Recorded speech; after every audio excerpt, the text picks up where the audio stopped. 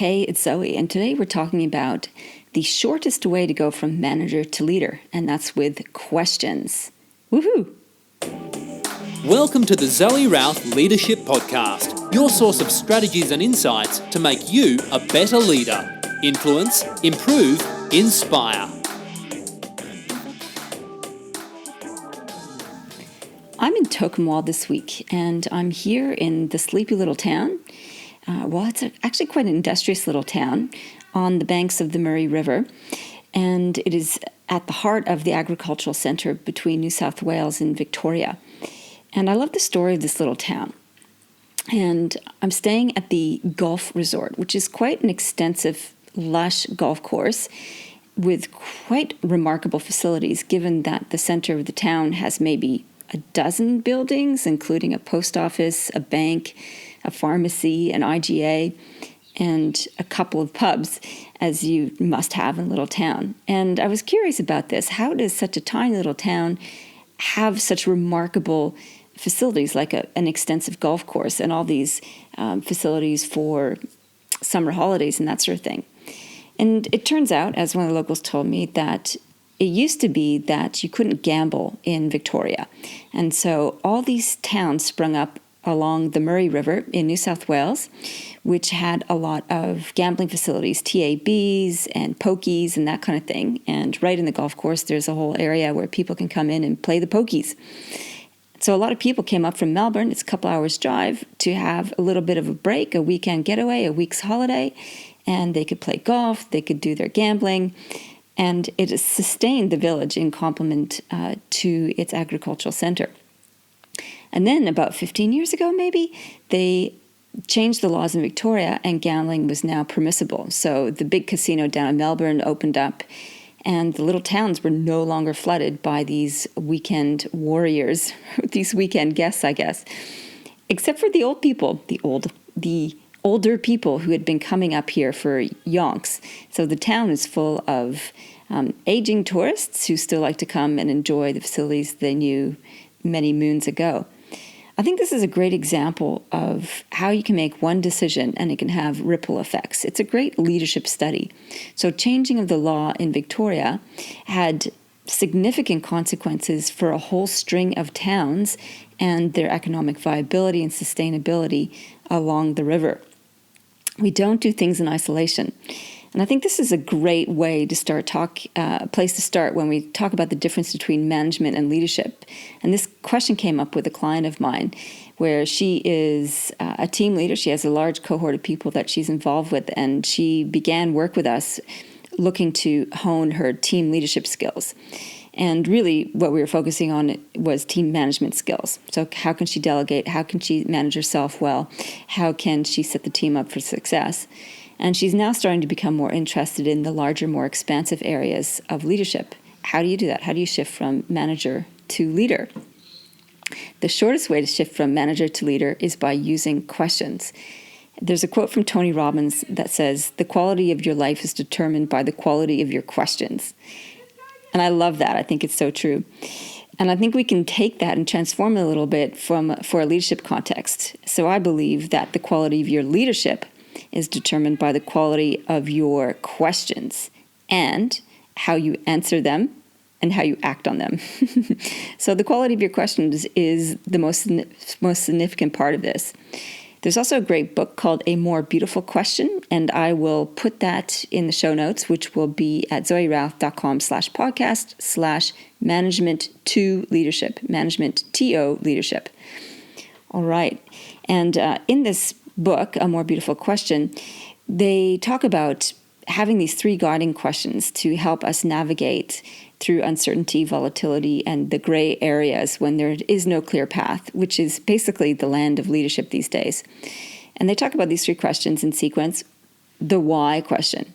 Why is it so? Why are we going this way? And using why as an interrogation tool, a servicing of issues, is a great way to start. And then the next question is, what if? What if we did it a different way? What if we performed this to 10x our capacity? What if we cut our workforce by half? What if we doubled our workforce? What if questions open up to possibility? So we've got the challenge question of why, the possibility question of what if, and then the nitty-gritty of how. How can we make this happen? Those three guiding questions, I think, are great tools to have in your back pocket to whip out whenever you're confronting I want to move from management into leadership. More than that, though, I think we can look at a couple of other different things with your questions. So down here in Tocumwal, I'm with the Rice Growers Association. This is the start of a leadership program that I'm facilitating for the established leaders. And it's focused primarily on governance, on how to get the leaders up to speed in governance leadership, as well as asking the hard questions and leading their industry and larger organizations. And I'm sitting with them, and they have a project briefing, and they're asked to look at different issues within the context of being a board director on a large organization. And as they're sitting wrestling with putting some context and frames around this question, they're working their way through what I call the ripples, and this is the context ripples.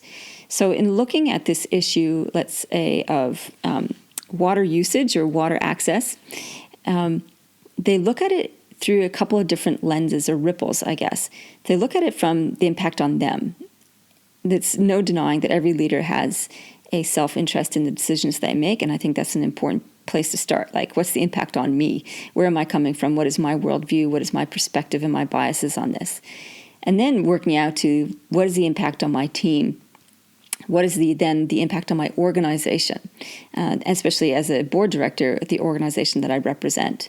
And the next ripple out is, what is the effect on the industry?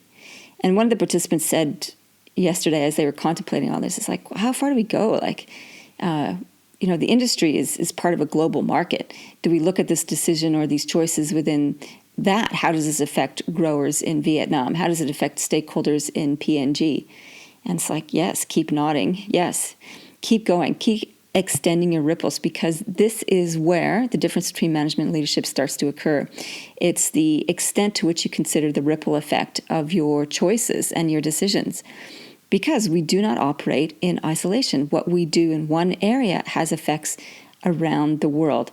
So leaders have questions as their key tool, and they have ripple effect as their context, and they have the three lenses or three areas or three frames to look at called people, planet, and place. So as they're looking at consequences, they're looking at the effect on people, they're looking at effect on planet, and they're looking at effect on place, like location, town, and so on. So the bad news is that there are no easy answers when you come with challenging questions. The good news is that you're more likely to make better decisions if you have good questions.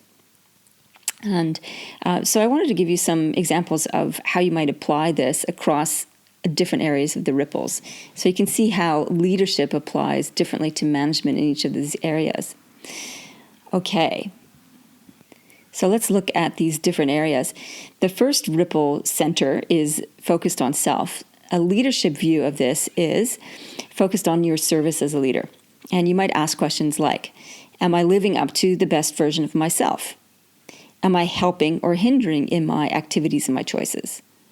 At the end of the day, you might do a review and say, where have I gone well today? And what did I learn? And what did I learn? And what can I learn? And what can I do better tomorrow? So those are examples of great self-leadership, where you're continually exploring the interface of your behavior, your attitude, your actions with the intersection of others in the light of being of service. So questions for the next ripple, which is looking at effect on team, you might ask questions like this. Are the team members working well together? How is the culture of the team? What are barriers to performance? Where are the friction points? So where can I eliminate or help ease some of the tension, some of the friction that is getting in the way of the team performance? So our focus from a leadership point of view, when we're looking at our team, is around capacity. What is the capacity of the individuals? What is the capacity of the team to deliver? And another question you could ask in this space is, how are each of them developing? Am I doing my best to help each of the team members to grow and evolve and to build their capacity to grow into leadership roles? So the next ripple is around organizations. So a leader would look at this in terms of the organization as a living ecosystem. And this really is a hallmark of the move from management to leadership. So management is very much about executing on plans, developing plans, and it's very much has a linear feel to it. Leadership has a very much complex systems point of view. So the leader would look at an organization, look at the systems, the interactions between different departments, different areas of responsibility, and say, how is this thing working together? What are the different parts? How are they helping or hindering each other? And what can we do to optimize the system? What can we do to remove friction in the system? What are the limits of the system, the thresholds of the system, in case if we go past those thresholds, we'll have a deleterious effect on the organization as a whole. The leader would then start to expand the ripple out a little bit further than that and look at where does the organization sit within the community and the industry. And how is the organization preparing for or anticipating trends that are affecting the industry, the community, the business? So the leader starts to look at broader effects that could have an impact now and into the future. Things like different trends in society, different trends in the environment, different trends in the economy, in technology, in the organizational structures, in who's showing up to work, how you're delivering work, the nature of work itself. So these, as you can see, are quite different sets of questions you might pose than if you were a manager. So the kinds of questions you might ask as a manager are, what are my key priorities today? What are the team's priorities? How can we get this done? How can we get this done better and faster? It has a very different flavor. So I think this is a really great way to start looking at, if you're moving from management into leadership, to really explore the nature of your questions, the kinds of questions you're asking, the ripple effect that you're considering, and wrestle with the gray areas. I'd love to hear your thoughts on this. Feel free to email me, zoe@innercompass.com.au. Also, if you're loving the podcast, feel free to rate it on iTunes. It helps get me visibility and get the message out, which is really helpful, and it helps me feel encouraged to keep publishing the podcast. This is episode 98, which means we have 2 more before we hit 100, which is an arbitrary point of celebration, but I'm going to celebrate it anyway. I think it's pretty exciting. So looking at my recording schedule, we won't get episode 100 before the new year of 2019. So I will kick off with a bang at some point in 2019 in February. We're going to take a little break in January while I'm off skiing in Japan and visiting my family and so on.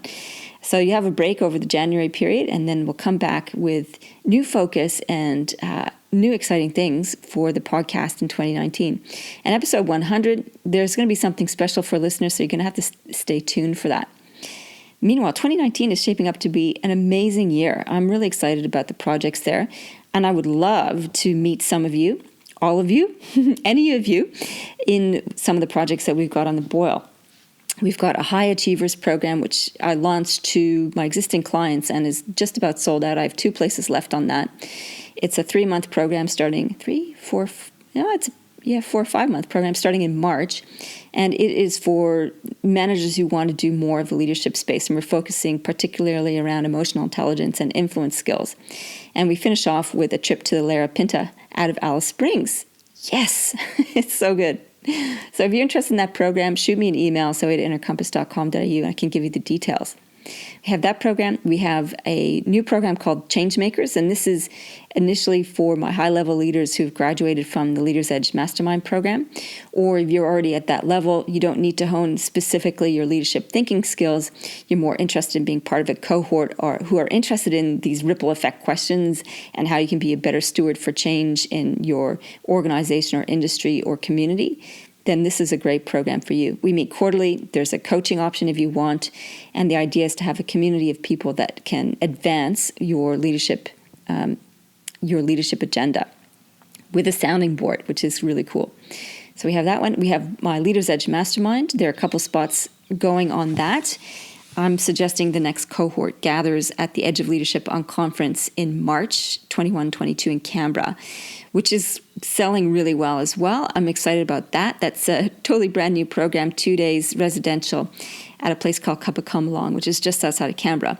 And it's going to be quite an experiential, fun little activity activity, 2-day program designed to look at deep work, deep rest, and deep play, and really coming to spend a lot of effort and energy looking at leadership of the self within this expanded context. So how can you be steward in your team, organization, or industry without frying yourself? That's the key agenda. So it's really honing your corporate leadership skills, your corporate athlete skills, I should say, to make sure that you survive your agenda, which is pretty important. So it's going to be high-level conversations and some really fun stuff going on there. All this can be found on my website. I'll put links to all of it in the show notes as well. zoerouth.com/podcast/management to leadership. I think those are the big key pieces that I've got coming up next year that I'd love to see you involved with. You may not know, but I do executive coaching, though my calendar is pretty jammed with that at the moment. And I do facilitation for teams around developing their culture and their team leadership skills. All right, that's probably enough advertising. Feels a little bit advertising, but really it's an invitation. I love working with big picture thinkers with big hearts who want to make a big difference. And that's largely the folks who are listening to this podcast. So thanks for listening. And I look forward to one more message before the end of the year. All right, have a great day. May you live well and lead well.